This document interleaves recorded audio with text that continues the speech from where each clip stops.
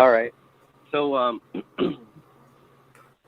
so you had, I believe last week or the week before, you had been talking about hechsher and how, there's a little bit of controversy, among rabbis with hechsher, who approves who's hechsher and who's kosher and who's not, and all this other stuff. But my question is, so in the Torah, it says to obviously not, mix dairy with meat. That's obviously something that I don't practice, I don't do. But if we were to put it, I guess, in today's perspective, what is the likelihood that, your meat that you purchase, your kosher meat that you purchase at your local, kosher butcher shop or at Trader Joe's, what's the likelihood that it's going to be, the offspring of, the meat, the cheese that you're eating with your hamburger? Mm-hmm. It's quite impossible. So that would make it from a Torah command to a rabbinic command. It's taught that the mixing of basar v'chalav is not a Torah command as it exists today. It's a rabbinic command because of that fact that the chances that the meat you're eating, well, let's say the cheeseburger you're eating, that meat is not the offspring of the cow that gave the milk to make the cheese, which would mean that it's just rabbinically prohibited and not from the Torah. I never really accepted the notion that this is what the Torah was prohibiting. I understood that because the court decided that it was prohibited. The court has the authority to illustrate certain commands in daily life, and this is how we illustrate that one.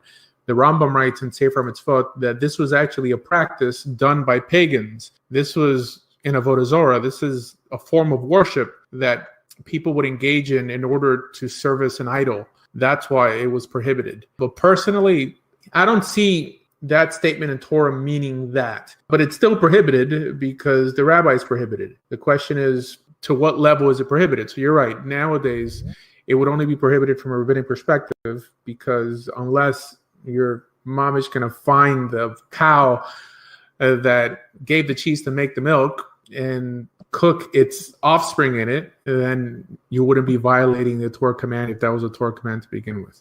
Thank you. No problem. Yeah, I was going to ask, last week you said that the Sanhedrin, I believe you said it can't be reestablished.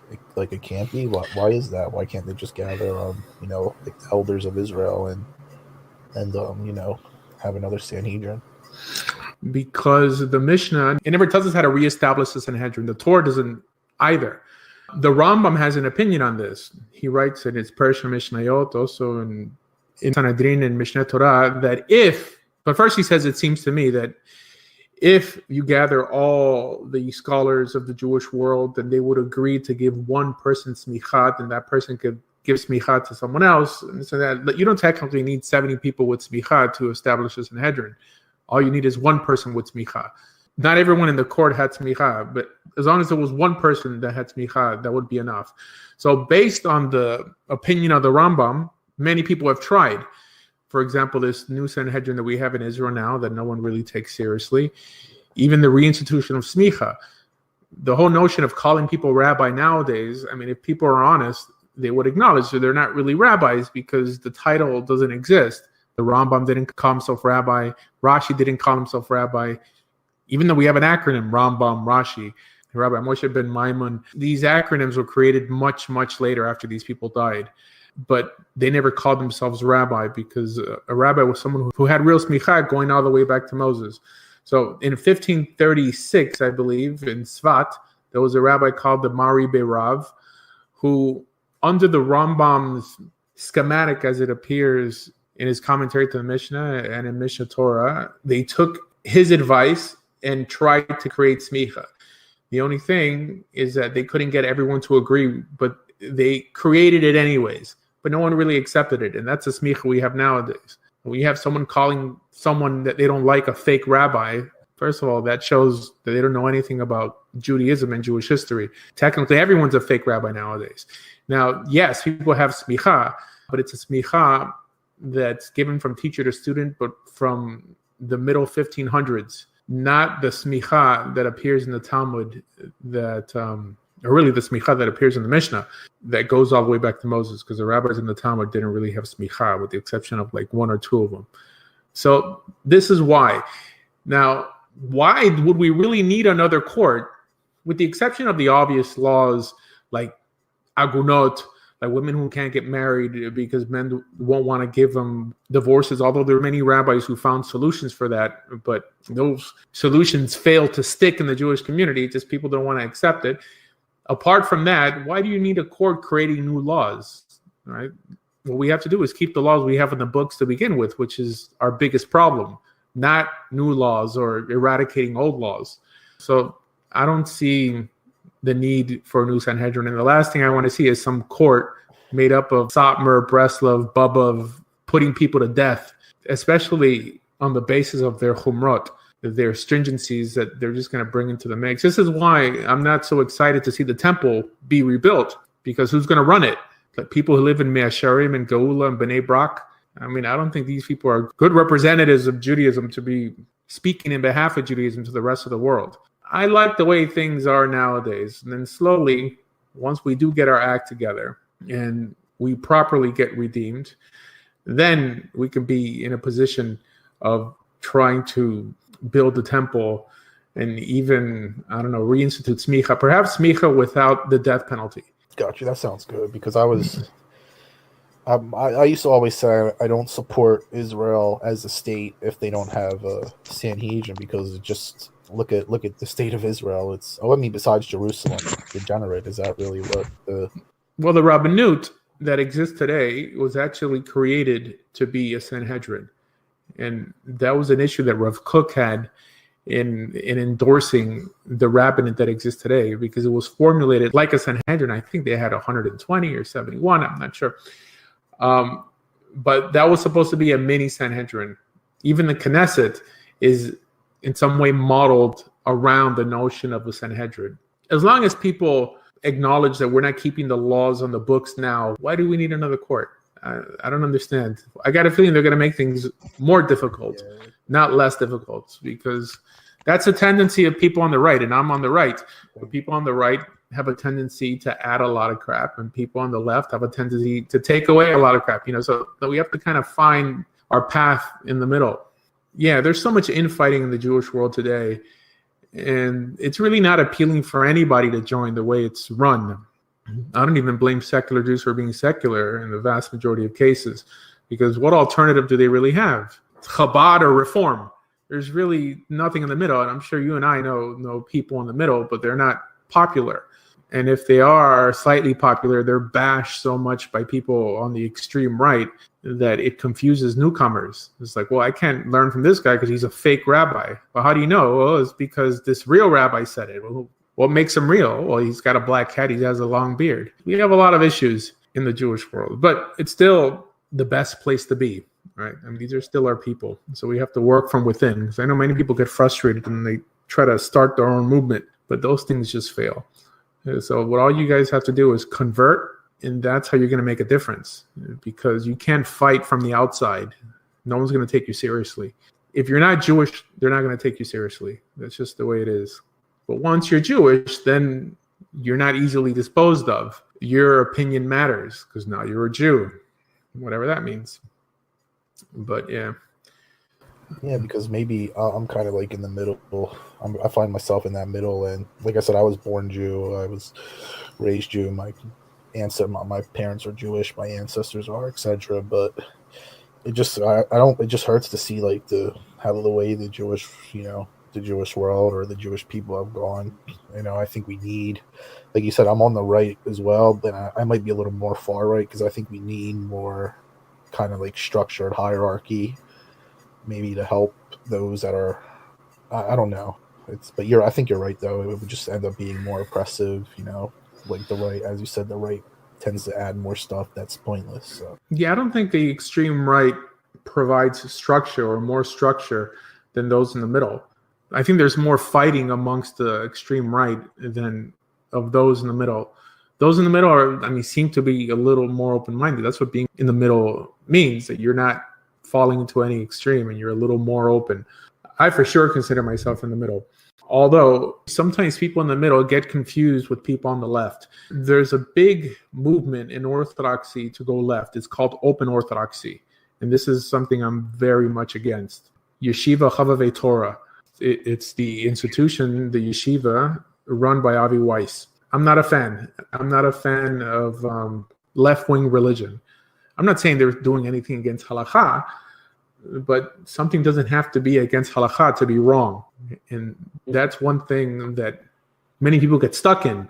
They think that just because they don't like something, it means that the rabbi is breaking halakha, or like he's an apikorus, or he's a min, or he's like he's an idol worshiper.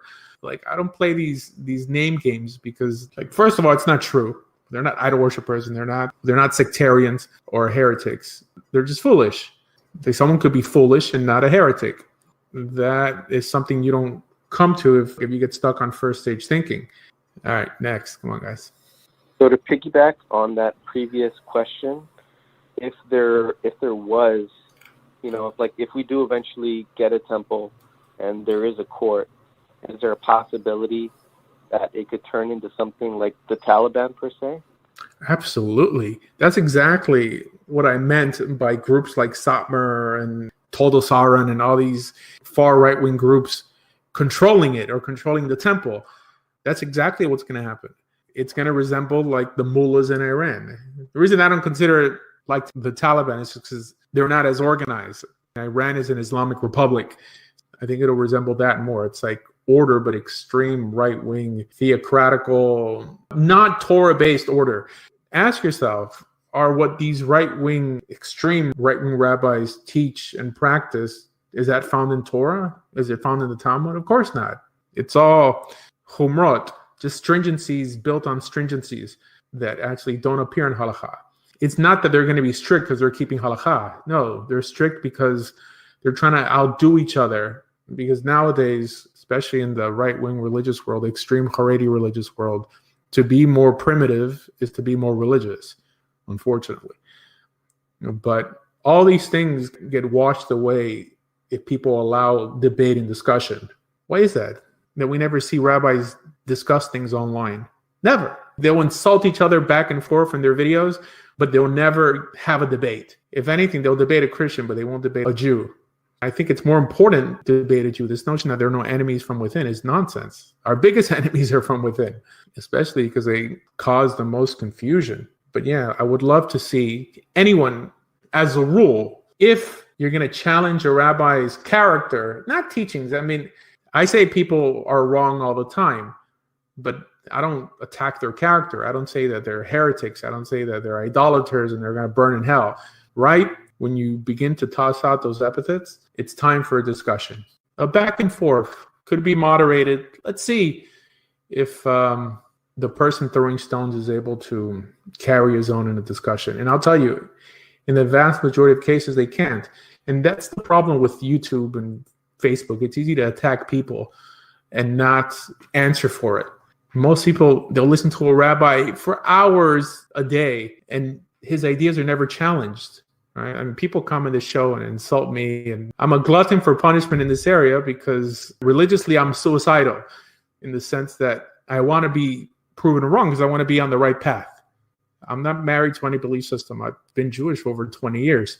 I don't think I'm going anywhere. But yeah, we have to be a lot more fluid and not be like, oh, well, I believe this because my teacher taught me this and his teacher taught that. That's nonsense. By definition, you won't grow if you adhere to that approach. You always have to be willing to learn, but that means other people have to be willing to dialogue. And this is how you choose good teachers. If your teacher is willing to dialogue with other teachers, one, it shows that he's confident enough in what he believes that he's able to defend it. And two, means he's open-minded. He's never going to fall into a stringency because he's constantly being checked. That's what it says in Mishlei, right? Like iron sharpens iron. We have to sharpen each other in our learning.